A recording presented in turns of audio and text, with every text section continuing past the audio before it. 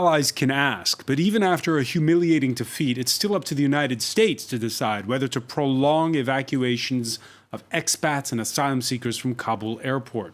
The UK, France, and Germany need the support for their own rescue missions. The Taliban call the August 31st deadline a red line. Waverings won't upend the Atlantic Alliance, not when one single member holds the lion's share of the troops and hardware. And no matter how much the departure itself may have been botched, Joe Biden's had enough of Afghanistan, and he's not changing his mind. After Bosnia and Libya, Afghanistan, again a reminder that it's the U.S. that calls the shots most times. Will Europe and the UK, which saw with Donald Trump how the Atlantic Alliance can sometimes pivot on a dime, rethink defense policy after all this is over? Is it the end of the post-Cold War Pax Americana, where one superpower decides? And are those smaller nations any better at understanding faraway conflicts, even in a world that's gotten smaller? The jury's still out on France, which is currently grappling with its own emboldened insurgency in former West African colony Mali. What will 20 years of intervention in Afghanistan teach us? Today in the France 24 debate, we're looking at there's no easy way out in Afghanistan. And joining us, France 24 senior correspondent Catherine Norris-Trent, who joins us from Kabul. Catherine, we'll be seeing your exclusive report. You were with the Taliban. Thanks for joining us. Good to be with you, Francois. From Washington, Shukriya Delawar, Policy Director at the Afghanistan Peace Campaign. Welcome to the show. Thank you. Good to be with you. From London, Malcolm Chambers, Deputy Director General of the Royal United Services Institute, RUSI think tank. Thanks for joining us. Good evening. And Annick Cizel, Associate Professor in U.S. Foreign Policy at Paris-Sorbonne Nouvelle University. Annick, you're going to have to rewrite your syllabus for the upcoming semester. Absolutely. All right, thanks for being with us. The France 24 debate on Facebook and Twitter, #F24debate. You know, it's not just about geopolitical strategizing over which nation does what. It's about those new facts on the ground. Catherine Norris-Trent and Cyril Payen sent us this report from Kabul. There's no doubt who's in charge. Omnipresent on the streets of Kabul, the new rulers in town, the Taliban, are keeping a tight grip and a close eye over the city, the epicenter of their new regime, which they call the Islamic Emirate of Afghanistan. We have our leaders, we have our nation, and we have one goal. Whatever our leaders tells us, we will obey. All our mujahideen brothers have one voice. We are all held by the same hand. You can't go very far at all across the city before you come across armed checkpoints or heavily armed Taliban fighters on patrol. These men are in a vehicle that they got from the former Afghan police services, which Taliban rulers handed over to them once they entered Kabul just over a week ago. These fighters advanced on the capital from Uruzgan province further south, filling a power vacuum as the Afghan government and security forces fled. Many residents are still wary. Few women are on the streets. Security and order are back in Kabul. There's no more burglary. All this is now forbidden under our law. But there is an amnesty. We do forgive everybody, even militants, anyone who made problems in the past, even military. While life is slowly creeping back to the city centre, military evacuations continue overhead as thousands seek to flee. And around the edge of Kabul Airport, the Taliban are showing another side of their pledge to enforce security, now announcing they're banning Afghans from accessing that area. There's a sense Kabul is holding its breath, waiting to see the full reality of Taliban rule. Catherine Norris-Trent, tell us more about that ban on accessing the area near the airport. Yeah, this was announced by a Taliban spokesman at the second of their press conferences they've given so far since taking Kabul. He said that Afghan nationals would not be allowed to go to that area near the airport from now on. So we'll have to wait and see how that translates into reality. Of course, there have been these huge crowds in the tragic scenes that have transfixed the world with 10,000 people thronging towards the airport, desperate to try and get away. And, you saw in the video at the end of our report, which was filmed by one of our producers that, they've been beating people about using sticks and whips, firing in the air. There's obviously people have died in the crush and amid the violence there. Reports of a firefight as well. It's very dangerous, and the Taliban are all around the edge of the airport. They're enforcing security, and they say that they're looking to clear that area now so that Afghans won't be able to try and get onto these military flights. So, I mean, it's quite worrying, and we'll have to see how that translates into reality, how they're going to try and clear the area. We can imagine that they're going to be enforcing that using the methods that we've seen so far. They said they're going to be allowing foreign nationals and people with paperwork through to try and, get rid of those crowds. This does not bode well when you think of the language that we heard from the Pentagon and from the White House earlier, Catherine. They said we're going to abide by that August 31st evacuation deadline as long as the Taliban cooperate with the evacuation.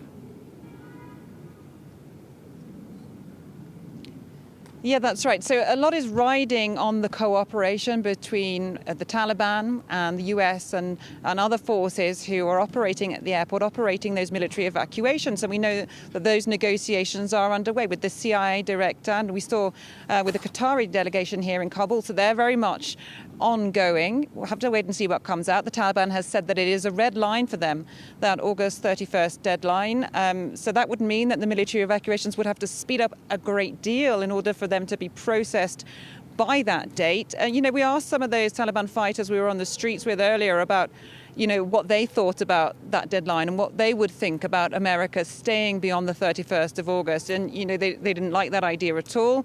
I mean, they're waiting for their leadership to pronounce lines on this and just saying they will go along with whatever the Taliban leadership comes out with on that. And again, Taliban spokesman saying tonight that they do not want that extended at all. So, yeah, it's worrying. As you say, it doesn't bode good news, and it could be, a real source of conflict. Yeah, at that press conference, the Taliban making it clear, let's listen, August the 31st is non-negotiable. نه موږ باید یادونه وکړو چې دا یو دیرشم پورې وخت غځېدل د امریکایانو هم دوی یو طرفه کار ده او خپل سری کار ده دا موږ د توافقنامې نه خلاف کار ده موږ امریکایانو ته بیا پیغام ورکوو چې خپل ټول اتباع په دغه وخت کې وباسي ځکه دوی سره امکانات شته الوتکې لري میدان هم ورسره ده باید دوی خپل ټول ځواکونه او ټول هغه کسان یا قراردادیان چې بهرنیو پر اړه لري هغه وباسي نور د افغانانو ایستلو موږ اجازه نه ورکوو دې سره خوښ هم نه یو او له هغې نه یې خواته موږ دوی ته اجازه نه ورکوو په هېواد کې بیا به موږ جلا موقف نیسو انشاءالله. Shukriya Delawar, let me ask you, is that set in stone? Or is that, well, a little bit of grandstanding? After all, we know that there are back-channel negotiations. The head of the CIA is in Kabul. Right. The thing is, time will tell, and you can't predict. What they're saying publicly right now is they don't want the U.S. past August 31st. And I think for all Afghans on the ground, what they are now grappling with is a full Taliban control of the country and a failure of a 2-decade war by the U.S. coalition. And for President Biden to cut the deadline off on August 31st instead of extending it based on conditions, which is what the Afghans are hoping for, because they're on the receiving end of this policy. It's a very unfortunate day in Afghanistan. So what happens if Biden extends? Well, it obviously will. That extension should be based on conditions on the ground, and that should allow for all the other people that want to leave the country. That there's over hundreds of thousands of Afghans that helped the Afghan government over the last 20 years before the Taliban takeover. A lot of those people are at risk. There's 350,000 security forces. Many died in the last several months and weeks and over the years, but the ones that are alive, they feel threatened. There's journalists, there's human rights defenders, there's women's rights defenders. There's a lot of people that want to leave the country. But unfortunately, all those voices are silenced when the Taliban say that, okay, Afghans are not allowed to leave anymore. So yes, the US can evacuate American personnel, American troops, vets, contractors, all of that, and so can other foreign embassies. But what does that mean for Afghans, though? What are you expecting, listening to what's going on where you are in Washington on that score? Will the U.S. just abide by all conditions set by the new victors in Kabul? I want to kind of backtrack a little bit by calling to record the full fiasco of the last 20 years. The U.S. coalition went in because of the September 11, 2000 attacks on the United States. And what was told to Afghans was, you help us fight the Taliban because they harbored bin Laden and al-Qaeda. 20 years later, who are we leaving Afghanistan to? That's the lesson number one of this war. We kept fighting this war militarily. Many Afghans, Afghan Americans, Afghan expats, and other experts within the United States kept calling for peace and reconciliation. But the U.S. coalition kept focusing on a military win. When that war was completely lost, the Trump administration signed an agreement with the Taliban, but that agreement excluded the Afghan government.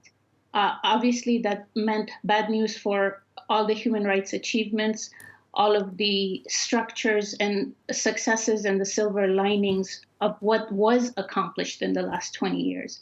But unfortunately, all of that now remains to be seen under Taliban rule, how that's going to move forward.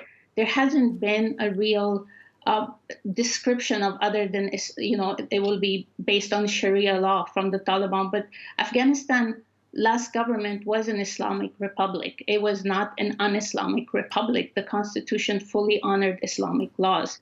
So this tension that exists now, where the country for 40 million Afghans is going to be ruled by this ideological group that isn't really fully defining what that means exactly. And I think all of that remains to be seen. But for the United States, for the U.S. coalition that was involved in this war for 20 years, the number one lesson is, first, we should not have fought this war militarily. It should have been an intelligence war. There should have been diplomatic ways of handling things.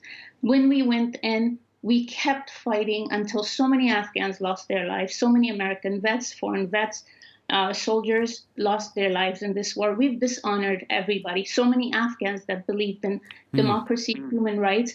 How are they feeling when we're telling them, okay, after August 31st, we don't even care that you come out dead or alive? Malcolm Chalmers, do you agree that if you do the forensics, too much emphasis was placed on military policy and not enough on, I don't know how to put it, a civilian way of approaching the nation-building problem? I think I do. In the end, the failure was most of all a political one. The government in Kabul until a week ago it was created by the United States right at the beginning, 20 years ago in Bonn conference, excluding the Taliban and appointing President Karzai and then the current president. And then that government failed to build a broad coalition against the Taliban politically. And I think the result of that was seen in the collapse of that government over the last couple of weeks, and the collapse of the military forces. It wasn't at all the fault of those ordinary Afghan soldiers, many of whom have made terrible sacrifices over recent years. In particular, the war has been intensifying even as Western casualties have declined to almost zero. But it has been a failure of the different leaders at every level across Afghanistan to get in behind that government, because I think for many it was seen as an illegitimate and corrupt government. And of course, many social advances made for many people in Afghanistan, particularly in urban areas. But yes, as your last speaker indicated, that a lot of that now at risk. What we don't know, I think, is we don't know in what direction the Taliban will take Afghanistan. Don't know in which direction. I'm going to cross back to you in a moment, Malcolm, and to you, Anik CZ. Our correspondent, Catherine Norris-Trent, I want to let you go because you've been burning the candle at both ends on this assignment. Just very briefly, before you do, Catherine, your reaction to what you've just heard. Is the resentment towards the Taliban, the Afghan government that fell, or towards the Americans? Well, there's both. There's resentment all around here. You know, people are openly saying, you know, part of this was the fault of Ashraf Ghani and his government for the widespread corruption that, you know, for decades this has been festering in Afghanistan at the highest levels of the state, and that, you know, it just didn't have the structure in the end, and that, you know, high up figures in the views of a lot of people here were just funneling off resources and not looking out for the people. So yes, there is resentment about that, resentment that Ghani fled, that top officials fled and left them to this situation. There's also a great deal of resentment against the Americans. You know, people saying, what was all this for? People are feeling really sad and bitter here where I am. You know, there's resentment as well. People voice it, you know, off camera to us about the Taliban as well, saying that they're not happy, and there have been protests out on the streets. People are feeling understandably very shaken. A lot of people very upset by what's happened. And, you know, the other day I spoke to some of those who were fleeing Afghanistan, leaving for the last time, all their possessions packed up into one small bag. And, you know, when I asked them, a trite question perhaps, but just how this moment was for them, how they were living through it, they said, you know, of course, relief, but a huge amount of sadness that they felt they were forced to leave their country behind in this way, and that it didn't have to be like that. So a very difficult time for a lot of Afghans, and a feeling of resentment widely targeted around. You know, people are feeling widely let down by their leaders and by the international community. Catherine Norris-Trent, thank you so much for joining us in the France 24 debate. I want to rebound off what you just said with Annick Cizel. The United States went in 20 years ago. Was the handwriting on the wall at the outset, or could it have been different? How long do we have? It seems that listening to Catherine Norris-Trent and her feeling, what she can actually, the pulse of Afghanistan, the pulse of Kabul that she can feel right now. It seems there have been so many failures along the way, political failures especially. And my brain keeps going back to these past 12, 18 months. How the decoupling of the peace accords between the United States and the Taliban and the Afghan government being left out of those accords as a corollary, meaning that they were going to come next. Of course, it was a rush job. It was, of course, there were difficulties around the elections, in 2019 elections, and it took 6 months to have a president, to have someone at the head of Afghanistan. But the signal was extremely strong that the Taliban were the number one issue, not Afghanistan, not the people, not the legitimate government for the Trump administration at that time. And that signal turned, which was not everyone within the Trump administration agreed with this. And you may remember when President Trump wished to invite the Taliban over to Camp David on September 11, the rest of the administration said, no way. So that bold move at the time sealed the weakness of the Afghan government, whoever was going to be in charge. It sent a signal that the Americans had crossed that red line and were going to negotiate with whoever and under whatever circumstances. In order to get out. I'm going to interrupt you quickly. We have to take a quick break. Definitely. We'll be right back. Stay with us. You're watching the France 24 debate.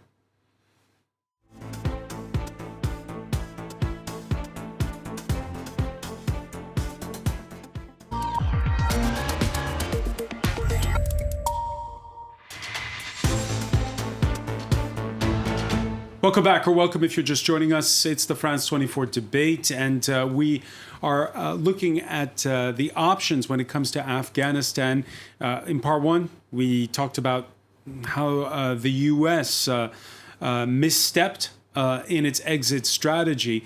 Now it's an evacuation strategy, and there's on the one hand the Taliban insisting August 31st is the day, and some of those NATO allies like Britain, France, Germany, who want the U.S. to stay on, as long as it takes to get asylum seekers and expatriates out. With us to talk about it, Shukriya Delawar, Policy Director at the Afghanistan Peace Campaign, who joins us from Washington. From London, Malcolm Chalmers, Deputy Director General of RUSI, the Royal United Services Institute think tank, and Annick Cizel, Associate Professor in U.S. Foreign Policy at Paris Sorbonne Nouvelle University.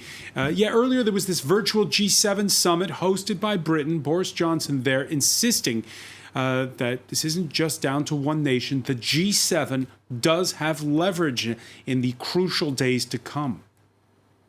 The number one condition we're setting as G7 is that they've got to guarantee right the way through August the 31st and beyond a safe passage for those who want to come out. Now, someone will say that they don't accept that, and some of them, I hope, will see the sense of that, because the G7 has very considerable leverage, economic, diplomatic, and political.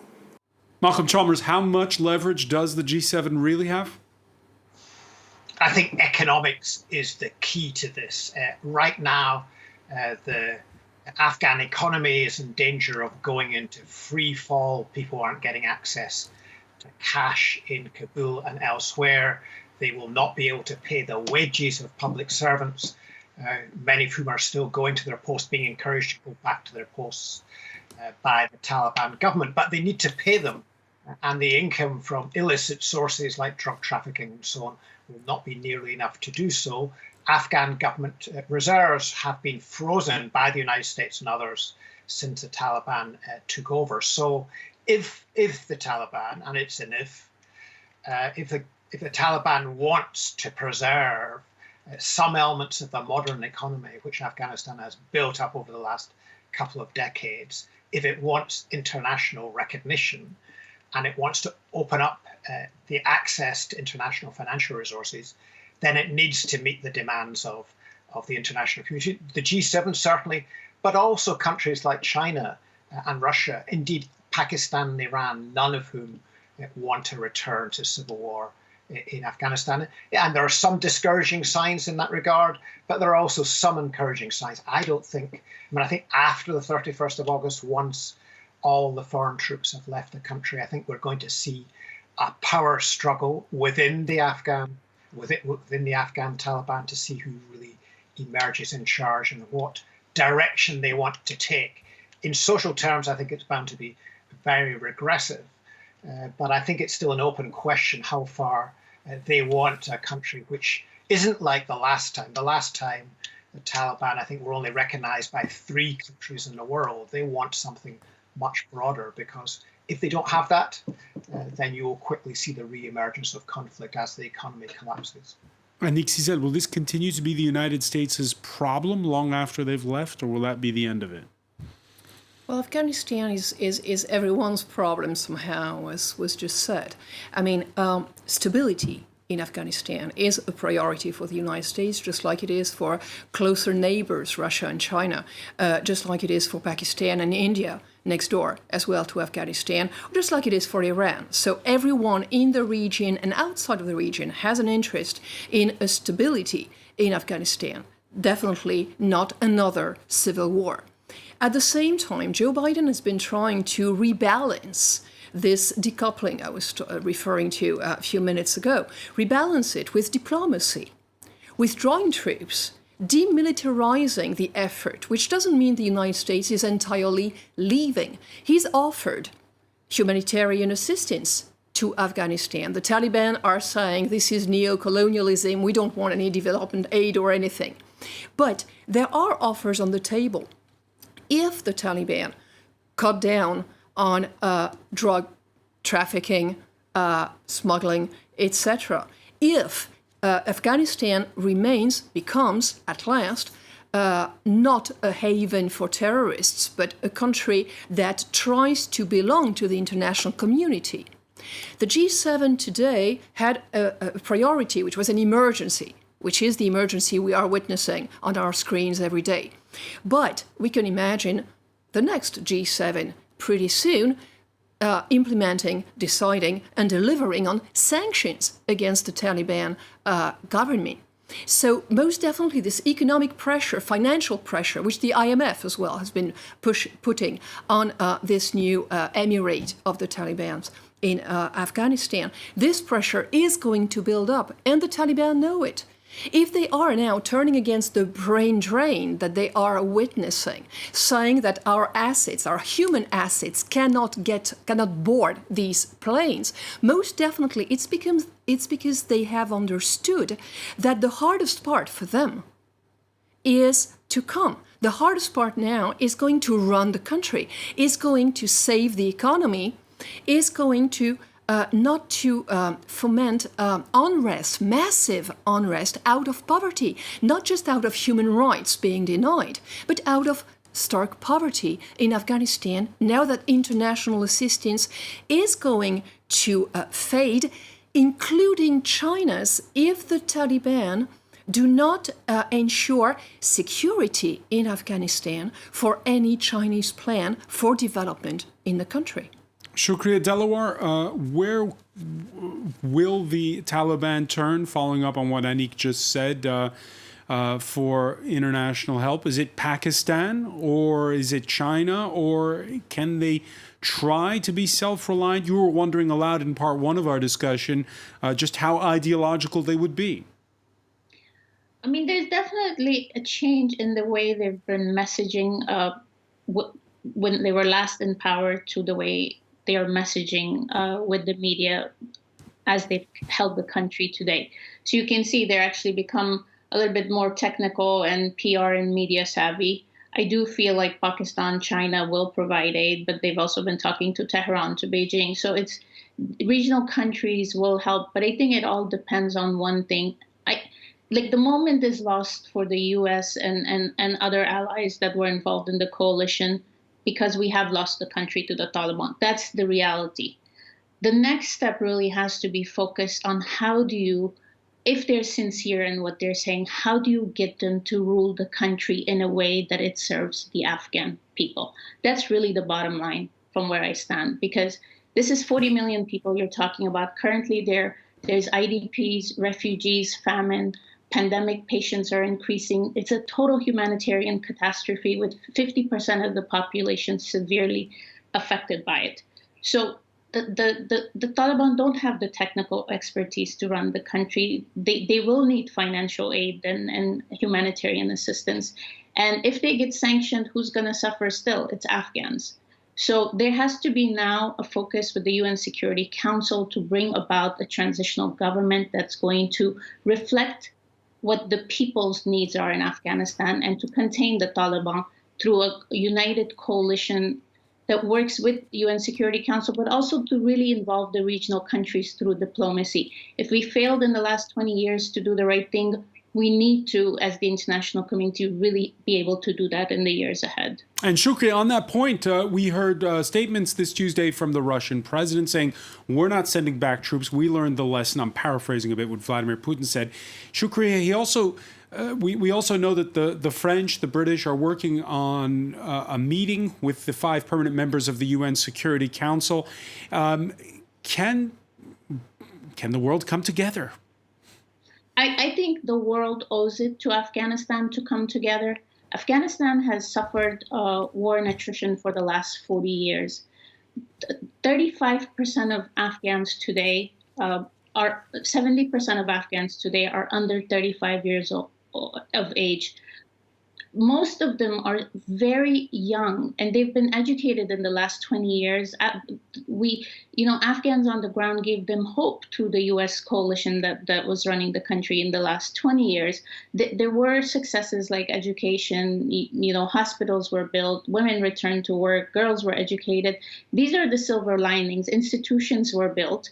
And if we are to actually take the Taliban their word for saying, okay, we need the technical expertise, don't leave the country. But what is it that they're providing for the Afghans? And is it just their rule, or is it going to be an inclusive transitional government along with other Afghan leaders that decide the future and represent Afghans, represent minorities in the country, represent the youth, represent women, So if these things are missed, the world is really letting Afghans down. And it's like they've already hurt for 40 years, but how do we, in any sense, as world citizens or world leaders, justify prolonged suffering for the Afghans? The EU's foreign policy chief last week offered up a blunt assessment. He was testifying by video link before the European Parliament. Since Sunday, we have been facing a new and painful reality on the ground in Afghanistan. Let me speak clearly and bluntly. This is a catastrophe. This is a catastrophe for the Afghan people, for the Western values and credibility, and for the developing of international relations. Was it foreseeable? Was it preventable? In any case, it's a nightmare because, even if tonight the first 106 members of our staff of the European Union delegation has landed in Madrid, we cannot take all Afghan people out of the country. Malcolm Chalmers, those remarks by Josep Borrell last week, they seem to you got the sense there was a bit of that resentment directed towards the United States over the rushed way, the way Annick Cizel described it, the rushed way this pullout happened. Nonetheless, do the Europeans and the UK, do they only have themselves to blame? After all, for years they've been asked to raise their game when it comes to ensuring defense. The Europeans certainly must share a lot of the responsibility for this. In my own country, the UK, we pulled out from any substantial combat contribution in Afghanistan in 2014. I think France a little bit before that. Same year. Same year. So it was in a way that the exit from Afghanistan has been going on for almost a decade, and this is the final chapter in that exit. We had some German Italian forces, some British forces in Kabul, but not playing the key role which the United States has played in the last 5 years, which has predominantly been about providing massive air power in support of Afghan forces, and it's that withdrawal that has collapsed the Afghan military efforts. So yes, I think the Europeans do share a responsibility. But what I would also say is that the Europeans have to at least understand, even if they don't agree with why the Americans took this decision, because Joe Biden, like Donald Trump before him, and indeed like Barack Obama in his last years in office, were looking for a way out and didn't feel that they had the domestic political support for continuing this war indefinitely. And if Joe Biden had decided to remain and to go back on the Trump agreement, then he would have been committing American forces to a war for a very long period of time. And there, I think the parallel with Korea that some people use as a permanent commitment is not accurate, because the American commitment in Korea, of course, has been, yes, to keep the peace, but it's not been to fight a war. And in Afghanistan, Americans have been fighting a war for the last 20 years. Last point I would make, I think, is that this really, I think it will be a particular blow to NATO, because NATO as an organization was mobilized for the first time in support of the security commitment to the United States. And NATO has been involved all the way through, but NATO was not consulted on President Biden's or indeed President Trump's decision. Yeah, so the question remains, Malcolm, is U.S. prestige that's taken a dent? You describe how the fact that the Europeans left the Americans do the heavy lifting in Afghanistan. So how much of a hit, once the current news cycle has subsided, will U.S. Superpower supremacy prestige take? I think this will have a secondary impact on that. I think the main challenge to the United States position as the world's sole superpower is clearly from China, and how they cope with that challenge will be much more determinate than the withdrawal from Afghanistan. A parallel with the withdrawal from Vietnam is, I think, in this regard at least, an apt one. The Americans withdrew from Vietnam And there was a temporary blow to American prestige, but then they went on because the commitments in Europe and in Asia remained strong. They went on to effectively win the Cold War. So I don't think China should take too much comfort from this. The Americans have withdrawn from what I think had become an unwinnable war. Maybe the stalemate could have continued for several more years, but they withdrew from an unwinnable war, and I think will be more focused on China than they were before as a result. Yeah, and we heard some blunt language this Tuesday from the U.S. Vice President directed about the South China Sea, not about Afghanistan, but against China. And he said, when it comes to Afghanistan, what we've seen over the past 20 years is that adversaries can sometimes be tacit allies. The U.S. and Iran have converging interests in Afghanistan. Do the U.S. and China have converging interests in Afghanistan? Actually, I took a look at what the Shanghai Cooperation Organization had to say about what's going on. The SCO, which was founded because of Afghanistan in 2001 by Russia and China at the time, and today is being led by China and Russia in that order. And Afghanistan has been applying for membership ever since 2015.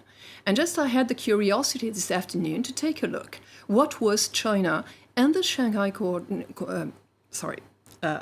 Cooperation Organization, what they had to say about the situation. And I felt somehow that the interests that were being put forward were so similar to that of not just the United States, but the European Union and NATO. Fight corruption, fight terrorism, extremism in all its forms, and have a stable Afghan economy, country as did they mention regional... women's rights? Of course they did not. But as a stable partner regionally. And that platform, if we stop right there, okay, that platform is definitely, could be the stepping stone to a consensus-building form of diplomacy when everybody has the same potential enemy, meaning extremists, terrorists. No one wants this. What I'm thinking about right now is the global coalition against ISIS. No one ever thought we could see the United States and Iran on the same side, but we did at the time. So there is a common threat in Afghanistan right now for the United States, for the European Union, for Russia and China. There is a common denominator, small as it is, which could make diplomacy move forward and put global pressure on the Taliban for regional stability's sake. At the same time, most definitely, and Kamala Harris was the best example of this, great power competition continues. And definitely, China and Russia right now are enjoying the United States exit. But the tragedy that the Afghan people are going through, unfortunately, once again,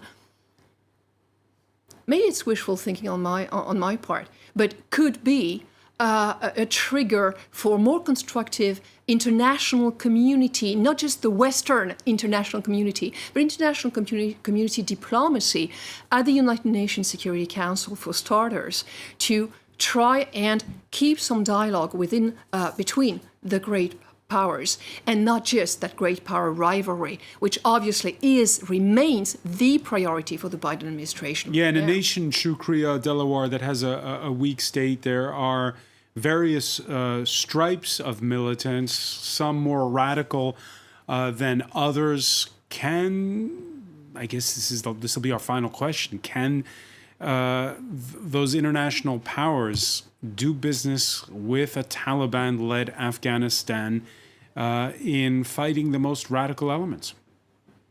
Actually, the U.S.-Taliban agreement, most of it really was that the Taliban will help fight ISIS and other terrorist groups.